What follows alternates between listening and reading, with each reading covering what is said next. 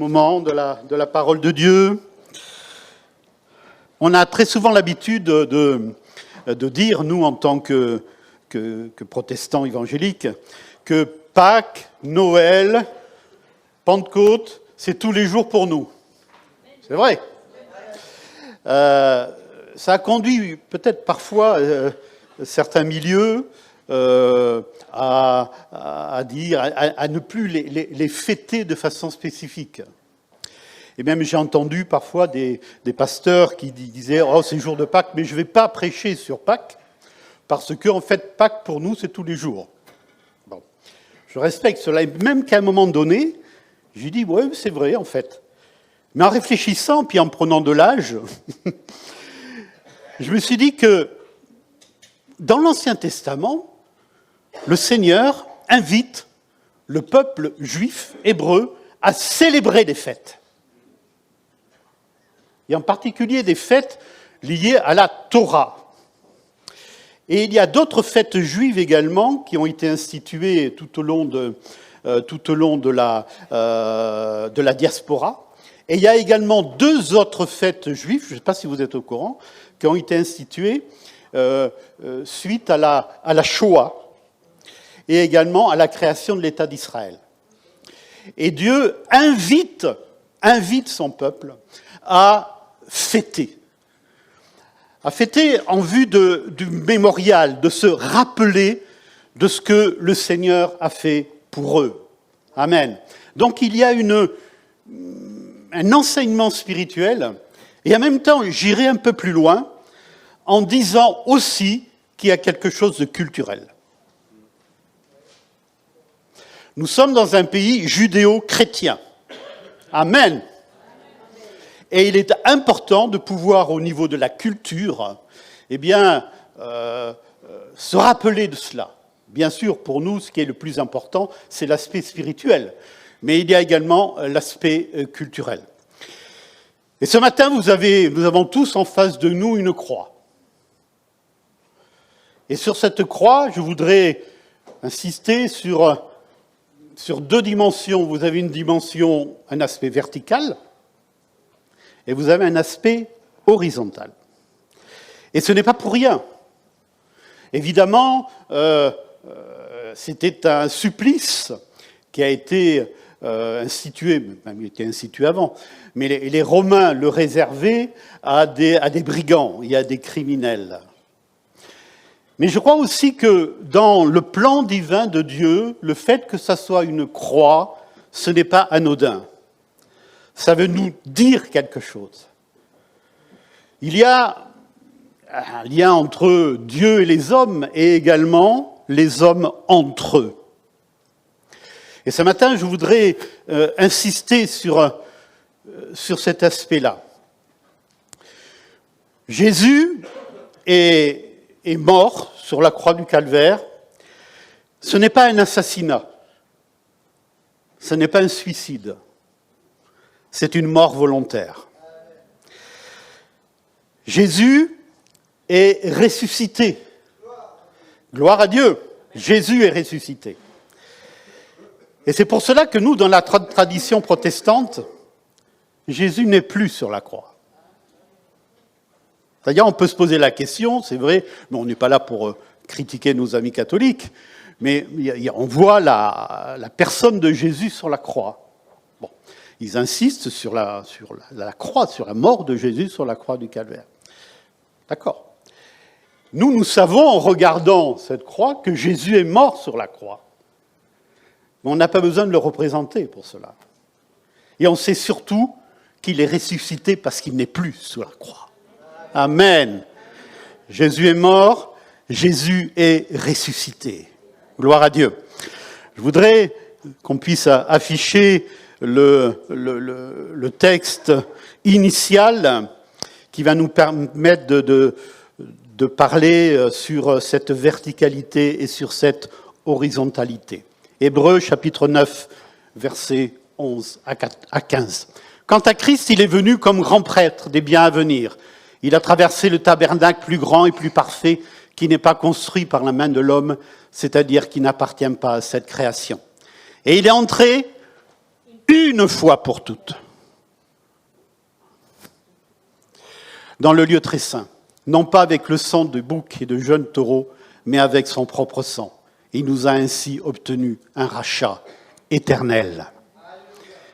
Le verset suivant.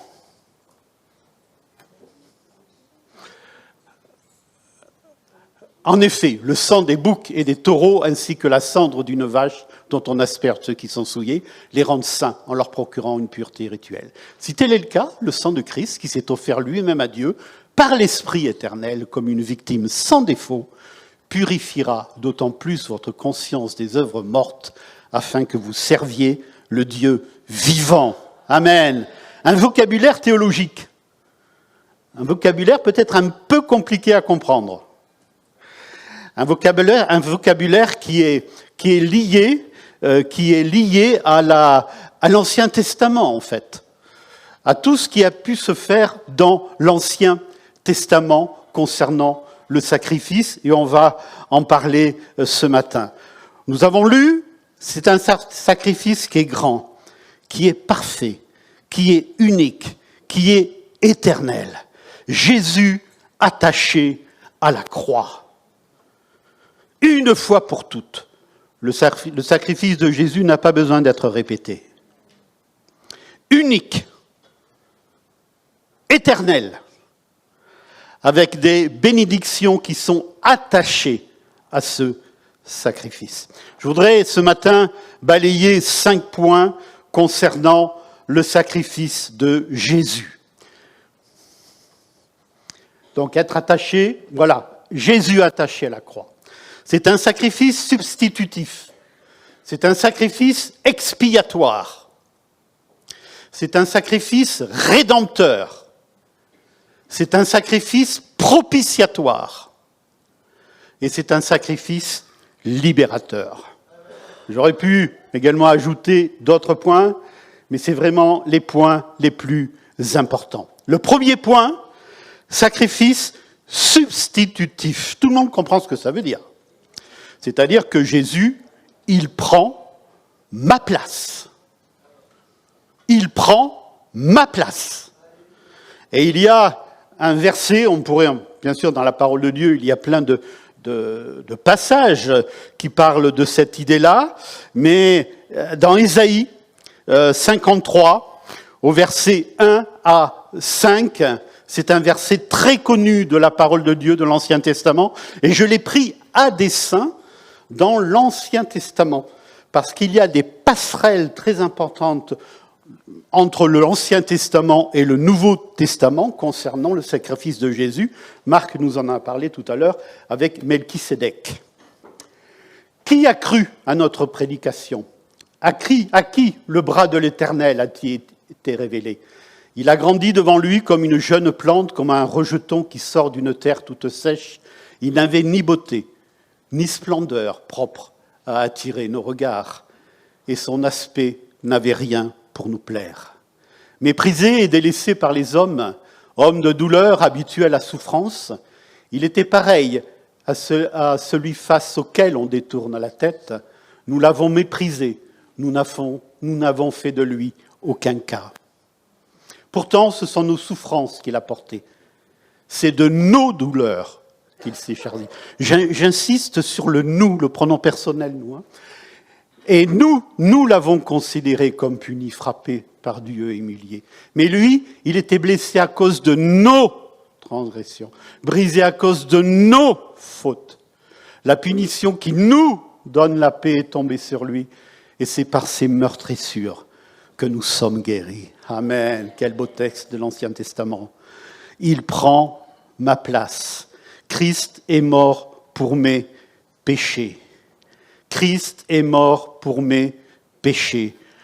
Dans le sacrifice de Christ, il y a cette idée que le Seigneur prend notre place. Dieu nous aime et il veut nous sauver, et en même temps, il ne peut pas supporter dans sa justice que des personnes pécheresses puissent s'approcher de lui parce qu'il est juste. Donc, le sacrifice de Jésus sur la croix du Calvaire satisfait à la fois l'amour de Dieu et la justice de Dieu. Amen. À la fois l'amour de Dieu et la justice de Dieu. Il prend ma place. Je vais aller assez vite. Deuxième point, le sacrifice expiatoire. Le sacrifice expiatoire, c'est qu'il paye ma faute. L'expiation. Il paye ma faute.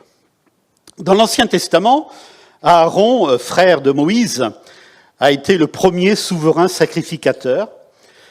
Il avait des vêtements spéciaux, il avait des objets très particuliers. Si vous voulez lire la description des vêtements du souverain sacrificateur dans Lévitique, dans le livre du Lévitique, et le livre de l'Exode, vous verrez, c'était un personnage qui avait vraiment des habits, des objets sacrés. Et le tabernacle, la tente, parce que avant qu'il y ait le temple construit de main d'homme, il y avait le tabernacle, notamment dans la traversée du désert, c'est une sorte de grande tente, et elle était divisée en 3 parties. Il y avait la cour extérieure, le lieu saint et le lieu très saint. Et dans le lieu très saint, il y avait l'arche de l'alliance et son couvercle qu'on appelle le propitiatoire. Et une fois par an, le jour du Yom Kippour, vous avez entendu parler du Yom Kippour, voilà. C'est une grande fête juive qui a lieu au mois d'octobre. Le jour du Yom Kippour, le grand jour des expiations, le souverain sacrificateur aspergeait le propitiatoire, 7 fois pour couvrir le péché du peuple sur le sang, sur un animal qu'on a appelé ensuite le bouc émissaire. D'où l'expression le bouc émissaire. D'accord ? C'est-à-dire qu'il prend la place. Et c'est lui qui est, je veux dire, qui en quelque sorte écarté, frappé, et il va même en dehors du peuple. Et là, il y avait cette expérience pour les Juifs qui était très, très importante, c'est cette idée qu'il paye ma faute. Mes frères et sœurs, le Seigneur paye notre faute. Et peut-être qu'il y a quelqu'un ce matin qui peut-être se dit, c'est impossible que le Seigneur paye ma faute. C'est impossible parce que cette faute est trop importante. Cette faute est trop grave. J'ai fait des choses dont j'ai honte et des choses qui sont trop graves pour être pardonnées. Pardonnées peut-être par les autres et pardonnées par Dieu. Ce n'est pas possible. J'aimerais vous dire ce matin que le Seigneur paye notre faute. Amen. Et que le péché, ce n'est pas une question de degré de péché, c'est-à-dire le meurtre, l'assassinat, c'est en haut, et le mensonge, surtout le mensonge aux impôts, c'est en bas. Non, non, non, non. C'est pas comme ça. C'est le péché. Le péché, avant d'être des conséquences et des actes, c'est un état de nature. C'est-à-dire que nous avons besoin d'être pardonnés de nos péchés, de notre péché. Et le Seigneur est celui qui paye notre faute. Qu'il est bon chaque jour pour celui qui est chrétien de s'adresser à son Père céleste et dire « Seigneur, merci ». Parce que tu as payé et tu payes chaque jour ma faute. C'est un sacrifice expiatoire, une fois pour toutes, éternel, qui n'est pas lié aux circonstances, aux époques, qui n'est pas lié à la gravité de mes fautes, mais qui est lié à un amour qui s'est déployé à travers la personne de Jésus. Autre point, sacrifice rédempteur. Il me rachète. C'est ça la rédemption, c'est le rachat. Alors il y a un verset que j'ai choisi. Dans 1 Corinthiens 6, 19 à 20, ne le savez-vous pas ? Votre corps est le temple du Saint-Esprit qui est en vous et que vous avez reçu de Dieu. Vous ne vous appartenez pas à vous-même, car vous avez été rachetés à un grand prix.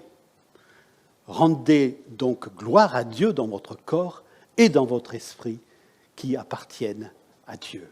Vous avez été rachetés à un grand prix. Et ce prix, mes frères et sœurs, mes amis, ce prix, c'est la mort de Jésus sur la croix du Calvaire. C'est ça, ce grand prix qui nous permet de rentrer dans la présence de Dieu. Dans l'Ancien Testament, le souverain sacrificateur, une fois par an, il nous est dit que c'était avec grand tremblement qu'il rentrait dans le lieu très saint. Et c'était une seule personne qui pouvait le faire, une fois par an. Mais là, nous avons, comme dit la parole de Dieu, accès à la présence de Dieu. Il a ouvert pour nous une route nouvelle et vivante par le moyen de son sang. Amen. Gloire à Dieu pour cela. Il nous a rachetés à un grand prix. Il nous a rachetés à qui? À l'adversaire de nos âmes. Alors vous allez me dire, mais oui, l'adversaire de nos âmes. Satan, le diable.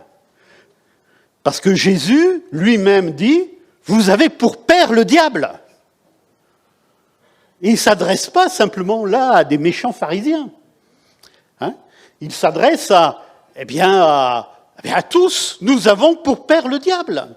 Si nous ne connaissons pas le Seigneur, alors vous allez peut-être me dire, mais non, moi je connais des gens qui ne connaissent pas le Seigneur et qui sont super, gentils, agréables, serviables, toutes les qualités que vous pouvez imaginer. Mais la parole de Dieu, néanmoins, nous dit clairement que nous avons besoin de tous nous tourner vers le Seigneur pour avoir le pardon de nos péchés, la vie éternelle en Jésus-Christ. Il me rachète. Autre point, c'est le sacrifice propitiatoire. Il fait de moi un héritier. Amen. Il fait de moi un héritier, une héritière. Propitiatoire. On comprend un petit peu ce que ça veut dire. Hein. Quelque chose qui nous est propice. Hein. La satisfaction de la justice de Dieu, comme je l'ai dit tout à l'heure, grâce au sacrifice de Jésus. La colère de Dieu est apaisée et nous avons une libre entrée dans le sanctuaire.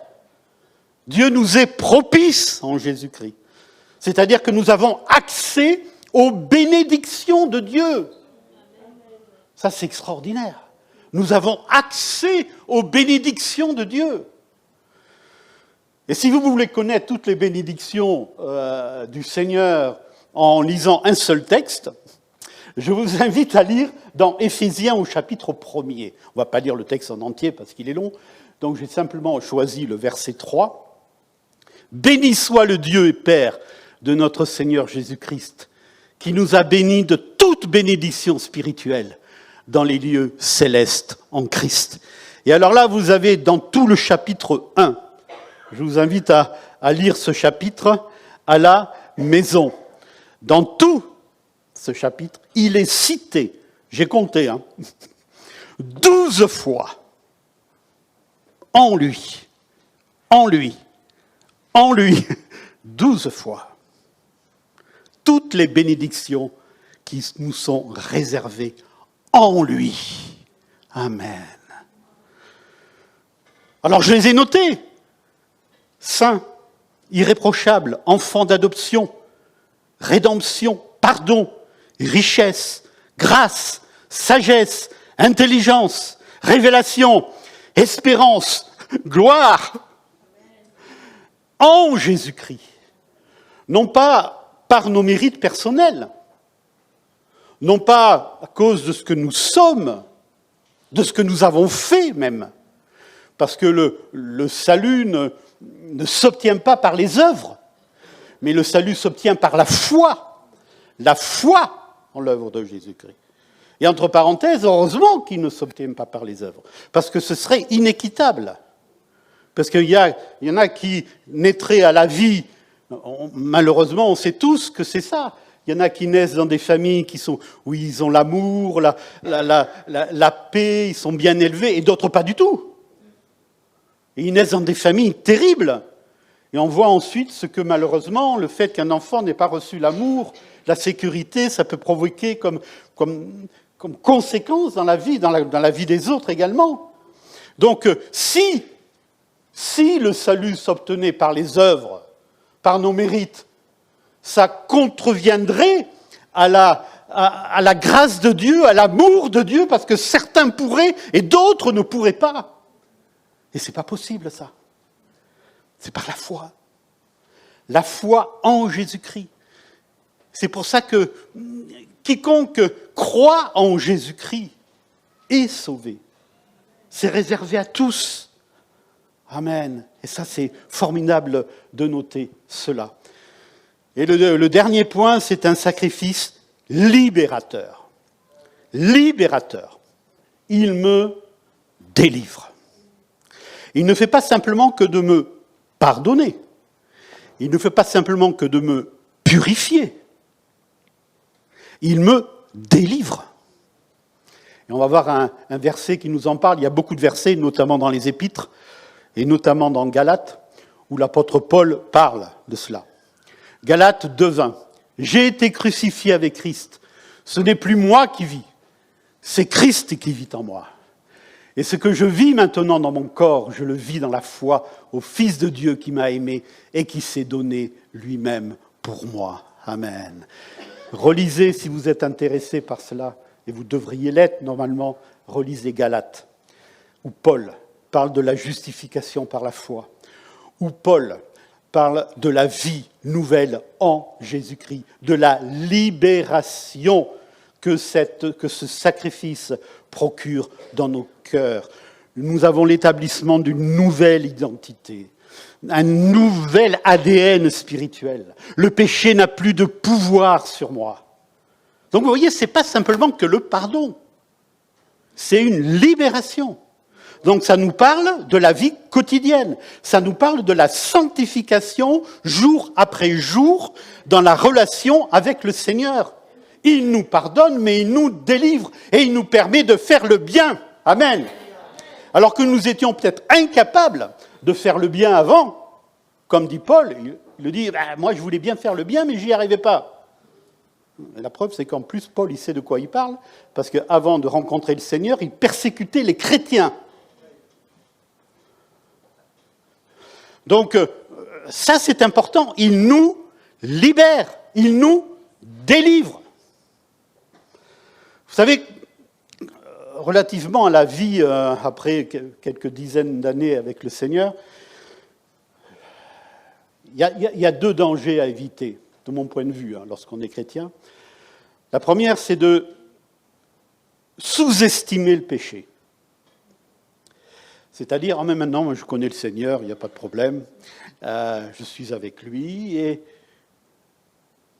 on compte au fur et à mesure des jours qui passent, des années qui passent, eh bien, on compte davantage sur nous-mêmes que sur le Seigneur. On compte sur ses propres forces et on oublie de compter sur les forces du Seigneur. On compte sur nos propres pensées et on oublie de considérer les pensées de Dieu, la parole de Dieu. Et malheureusement, et la Bible en parle d'ailleurs, parce que la Bible est un livre qui ne cache rien, des personnes qui ont chuté et qui se sont éloignées du Seigneur à cause de cette désobéissance. Et nous sommes tous concernés par cela. Nous pouvons tous, à un moment donné, chuter. Et peut-être l'avons-nous fait d'ailleurs.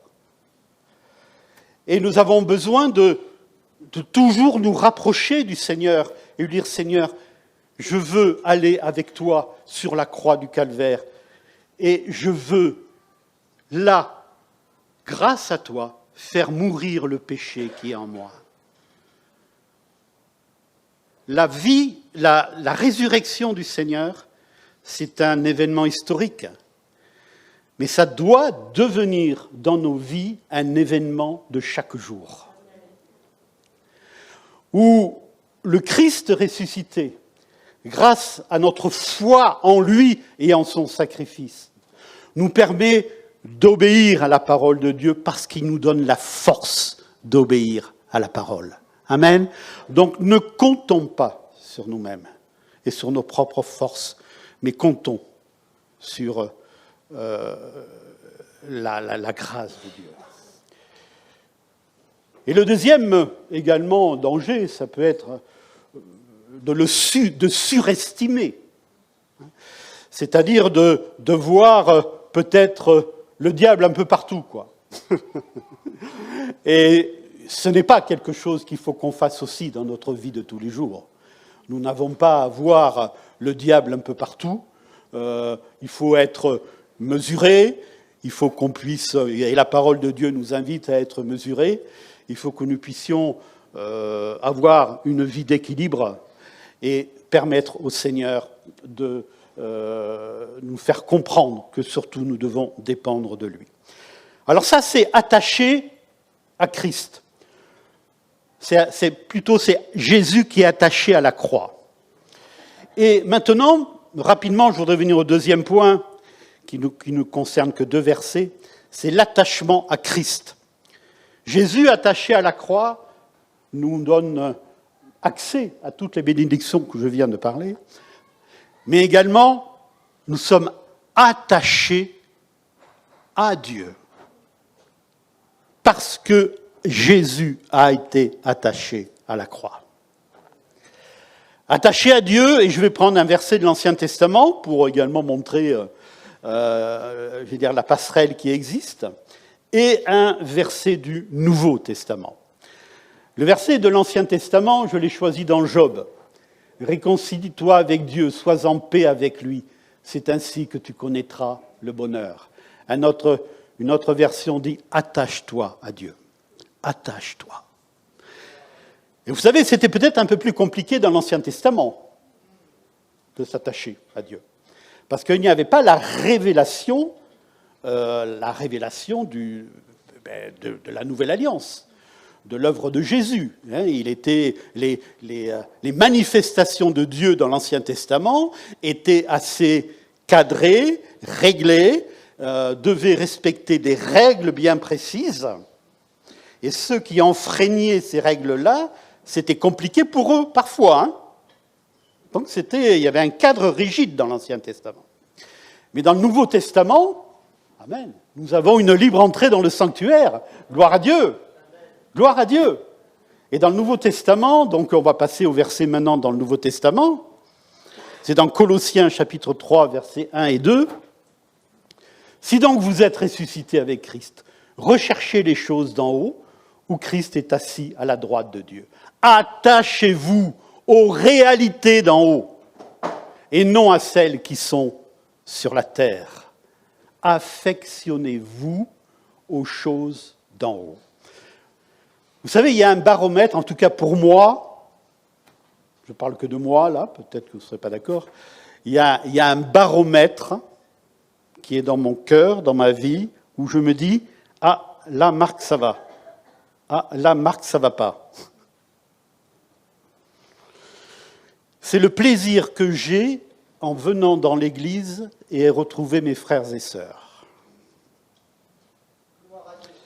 Si je me dis, Marc, il faut encore que tu ailles à l'église, il faut encore que tu prêches, il faut encore que tu montres que, voilà, le zèle, puis on sent que ça s'émousse, on sent que ça ne va pas, et ça arrive à tout le monde. Ça m'est arrivé, bien évidemment. Et là, je me dis, Marc, il faut vraiment que tu te mettes devant le Seigneur et que le Seigneur renouvelle tes forces. Parfois, il faut faire les choses par devoir. J'y crois. Dans ces moments-là, je pense qu'il faut faire les choses par devoir. Et souvent, j'ai servi le Seigneur dans l'église et j'étais pas bien, mais je l'ai fait par devoir quand même. Mais le Seigneur nous invite plutôt à le faire avec joie, amen, de tout notre cœur et avec joie. Et là, c'est un baromètre. Affectionnez-vous aux choses d'en haut. Permettez-moi de vous poser une question, mes frères et sœurs. Est-ce que vous avez de la joie, du plaisir à ouvrir la Bible? Je ne vous demande pas de répondre à haute voix. Hein. Est-ce que vous avez de la joie et du plaisir à prier? Est-ce que vous avez de la joie et du plaisir à parler du Seigneur avec des frères et des sœurs? Ça, c'est important. C'est-à-dire trouver des frères et des sœurs avec qui on parle du Seigneur. Parce que parler de la pluie et du beau temps, on peut trouver plein de personnes pour parler de la pluie et du beau temps. Ça, il n'y a pas de problème. Hein. On discute de la pluie et du beau temps. Ah oui, ça. Ah oui, ça va comme un lundi. Oui, on les connaît tous, ces expressions-là. Là, hein. Passe-partout, il faut combler la conversation, donc on raconte un peu des banalités. Mais est-ce que quand on se rencontre les uns les autres, on parle du Seigneur? Vous savez, il y a des personnes, même parmi les chrétiens, mais bien sûr, je ne vais pas citer de nom, mais il y a des personnes, même parmi les chrétiens, où on n'arrive pas à parler du Seigneur. Ça vous est jamais arrivé, ça? C'est-à-dire que d'avoir une complicité fraternelle, où on parle de Dieu, on parle du Seigneur, on parle de nos épreuves, on parle de nos soucis. Et c'est bon d'avoir des frères et des sœurs comme ça. C'est bon parce qu'on s'encourage mutuellement. Le Seigneur est là pour nous aider. Affectionnez-vous aux choses d'en haut. Affectionnez-vous à la parole de Dieu, à la prière, aux discussions spirituelles. Et je vais terminer par l'attachement horizontal.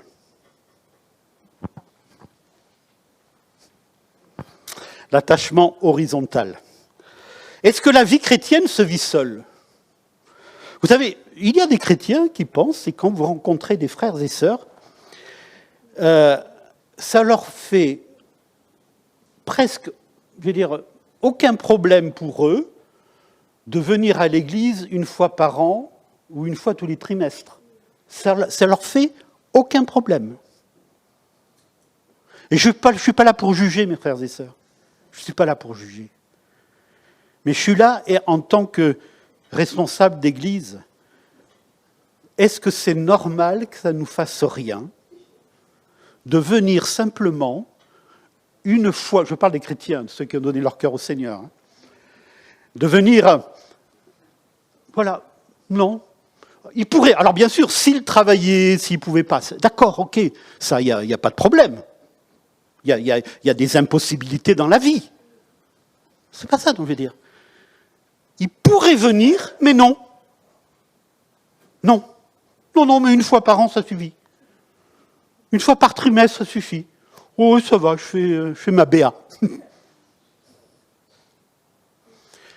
Et là, en tant que responsable d'église, je voudrais dire, mes frères et sœurs, réfléchissez. Réfléchissez vraiment à ça. Parce que la vie chrétienne, elle se vit ensemble, dans une église. Et ce n'est pas moi qui le dis, c'est la parole de Dieu qui le dit. Et quand on aime le Seigneur, on aime ses frères et sœurs. Et on aime venir à l'église. Amen. On aime venir rencontrer nos frères et sœurs. On aime chanter, on aime partager, on aime prier les uns pour les autres. Il est un temps actuellement, et il va venir un temps de plus en plus, mes frères et sœurs, où nous aurons besoin de serrer les rangs spirituels. Le monde, ça ne va pas s'arranger. Et je ne suis pas un grand prophète. Hein. Il suffit simplement de lire la Bible. D'accord? Et de regarder autour de nous. Tout simplement. Ça ne va pas s'arranger. Et nous avons besoin d'être ensemble pour servir le Seigneur. Et là, je vais terminer d'une façon peut-être un peu différente que je le fais quand je prêche. Je vais vous laisser réfléchir peut-être en silence, en considérant l'expression de la parole de Dieu qui revient très souvent dans la parole de Dieu. Alors, il y a une expression qui revient, il y a un mot qui revient très souvent, c'est ensemble. Mais il y a également une autre expression qui revient très souvent, notamment dans les épîtres, les uns les autres. Les uns les autres. Vous verrez, on va les afficher. J'en ai choisi 25. Il y a plein d'autres versets. J'en ai choisi 25. Tout d'abord, le service. Je vais vous demander à chaque fois d'en choisir un seul parmi les listes. Un où vous dites, Seigneur, là, j'ai besoin de faire des progrès. Un seul. Vous le visualisez, vous l'écrivez peut-être sur une feuille, vous écrivez peut-être la référence biblique, mais vous en choisissez un seul. En disant, Seigneur, là, j'ai besoin. J'ai besoin que tu m'aides à faire des progrès. Oui, vous pouvez même prendre en photo. Je vois certains qui sortent le téléphone portable. Je vous donne l'autorisation.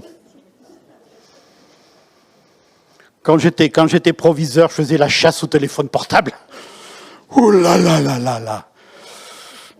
Mais là, vous pouvez le prendre en photo. Soyez serviteurs les uns des autres. Galates 5.13. Portez les fardeaux les uns des autres. Galates 6.2. Exercez l'hospitalité les uns envers les autres. 1 Pierre 4.9. Priez les uns pour les autres. Jacques 5.16. On fait des réunions de prière en semaine parce qu'il faut prier les uns pour les autres. La Bible nous y invite. On peut le garder encore un petit peu, s'il te plaît? Parce que les frères et sœurs, il faut qu'ils mémorisent bien, là. Et qu'ils choisissent bien leur verset. Vous en choisissez un. Et vous dites, Seigneur, tu m'aides. Parce que là, j'ai besoin.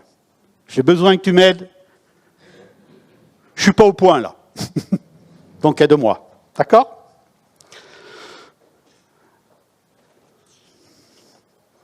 C'est bon? Allez. Le deuxième. L'amour en action. Alors là, il y a une liste. Mais vous en choisissez qu'un seul. Un seul, c'est tout. Ben oui, on ne peut pas tout faire. C'est comme les hommes. Moi, je fais une chose à la fois. Hein. Ma femme, elle fait plusieurs choses à la fois. Je l'admire. Les femmes, elles font toujours... Moi, un à la fois. Donc, vous en choisissez un. Aimez-vous les uns les autres. Jean 13, 34. Accueillez-vous les uns les autres. Romains 15, 17. Saluez-vous les uns les autres. 1 Corinthiens 16, 20. Ayez soin les uns des autres. 1 Corinthiens 12, 25. Soumettez-vous les uns aux autres. Éphésiens 5, 21. Supportez-vous les uns les autres. Éphésiens 4, 2. Pardonnez-vous les uns les autres. Éphésiens 4, 32. Confessez vos péchés les uns aux autres. Jacques 5, 16. Consolez-vous les uns les autres. 1 Thessaloniciens 4, 18. Et entre parenthèses, merci pour votre consolation pour le décès qui a affecté notre famille. La maman de Mireille qui est décédée. Merci. Merci. Vous savez, c'est précieux la consolation. Il y a la consolation de Dieu, mais il y a la consolation également des frères et sœurs. Amen. Donc je disais, consolez-vous les uns les autres. Veillez les uns sur les autres. Attention, ça ne veut pas dire surveiller. Hein. Parce qu'il y en a qui deviennent les directeurs de conscience des autres. Ou toi là-bas, qu'est-ce que tu as fait dans ta vie? Qu'est-ce que tu as fait dans ta vie? Veillez les uns sur les autres. Hébreux 10, 24. Soyez pleins d'affection les uns pour les autres. Ça y est, vous en avez choisi un? Allez-y, choisissez un. Alors moi, bien sûr, je me suis prêté à l'exercice avant, hein. Je l'ai fait, mais je ne vais pas vous dire. On continue. On continue. À ne pas faire. Ne vous jugez pas les uns les autres. Ne vous jugez pas les uns les autres. Parce que nous serons jugés à la mesure à laquelle nous allons juger les autres. Ne vous dévorez pas les uns les autres. Moi, de toute façon, je suis vénéneux, donc vous ne pouvez pas me dévorer. Ne vous provoquez pas les uns les autres. Ne vous provoquez pas les uns les autres. Vous savez, dans les familles, j'ai une grande famille, il y a 4 enfants, on sait très bien, si on fait une petite anecdote, si on met la discussion sur quelque chose, on sait très bien que ça va déraper. On sait très bien que si on aborde tel sujet, clac, c'est fini. Et des fois, dans l'église, il y a des gens comme ça. Ils abordent quelque chose, ils savent très bien que ça va déraper. Mais ils le font quand même. Ça leur fait plaisir. Ne vous provoquez pas les uns les autres. Galates 5, 26. Ne mentez pas les uns aux autres. Colossiens 3, 9. Ne parlez pas mal les uns des autres. Jacques 4, 11. Ne vous plaignez pas les uns des autres. Jacques 5, 9. Allez, vous choisissez. Attention, il y a une interrogation écrite à la fin.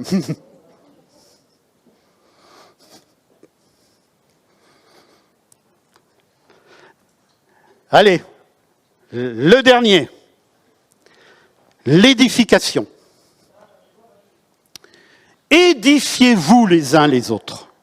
Édifiez-vous. Idée de construction, d'être positif. 1 Thessaloniciens 5, 11. Instruisez-vous les uns les autres. Colossiens 3, 16. Exhortez-vous les uns les autres.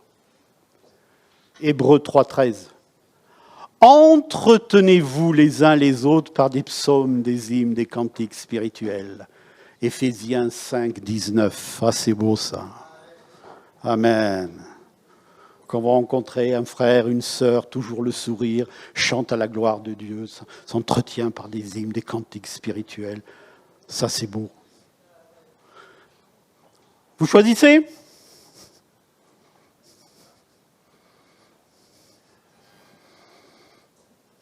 Voilà, maintenant, il n'y a plus qu'à prier. Il n'y a plus qu'à prier pour que le Seigneur puisse nous aider à mettre en pratique ce que vous avez choisi, les uns les autres. Que le Seigneur nous aide à vivre de façon très concrète et pratique la dimension horizontale du sacrifice de Jésus. Être attaché. Jésus a été attaché à la croix. Son sacrifice nous donne accès à de nombreuses bénédictions.